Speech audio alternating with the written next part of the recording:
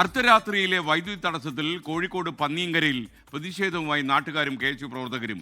KSEB ഓഫീസിലായിരുന്നു പ്രതിഷേധം.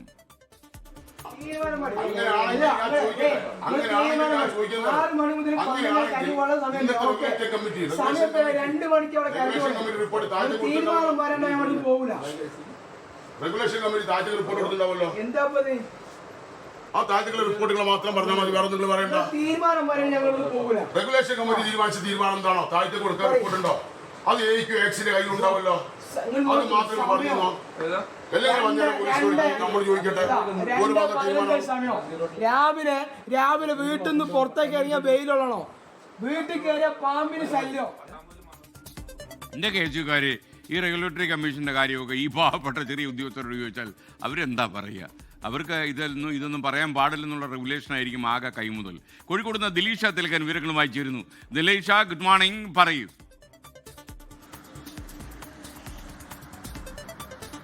Good morning SKN. Kozhikode Panniyankara ഭാഗങ്ങളിലാണ് ഇന്നലെ ഏകദേശം അർദ്ധരാത്രിക്ക് 1 മണിക്കാണ് കറണ്ട് പോകുന്നത്. അതായത് നേരത്തെ തന്നെ ഇത്തരത്തിൽ കറണ്ട് പോകുന്ന ഒരു കാര്യം അറിയിച്ചിട്ടില്ല എന്നതാണ് പ്രധാനമായിട്ടുള്ള പരാതി. ഈ പന്നിയങ്കര പ്രദേശത്തുള്ള നാട്ടുകാരും അതുപോലെ KSU പ്രവർത്തകരുമാണ് പന്നിയങ്കര KSEB ഓഫീസിലേക്ക് പ്രതിഷേധവുമായിട്ട് എത്തിയിട്ടുള്ളത്. 1 മണിയോടുകൂടി കറണ്ട് പോകുന്നു. അരമണിക്കൂറിലേറെ കഴിഞ്ഞിട്ടും കറണ്ട് വന്നില്ല. അതാണ് ഈ പ്രതിഷേധത്തിന് കാരണമായത്. ഒരുപാട് സമയം അവർ കാത്തിരുന്നു. പിന്നീടാണ് പ്രതിഷേധവുമായിട്ട് KSEB ഓഫീസിലേക്ക് പോകുന്നത്. പ്രധാനമായിട്ടും പറയുന്നത് നേരത്തെ തന്നെ കറണ്ട് പോകുന്ന കാര്യം അറിയിച്ചിരുന്നെങ്കിൽ എന്തെങ്കിലും തരത്തിലുള്ള മുന്നൊരുക്കങ്ങൾ സ്വീകരിക്കാമായിരുന്നു എന്നുള്ളതാണ്.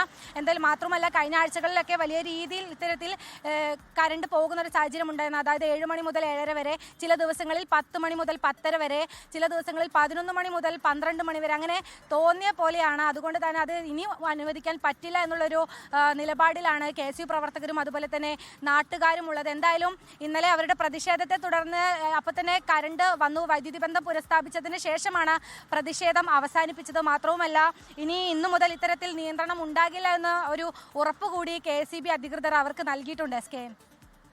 Okay, thank you ദിലീഷ.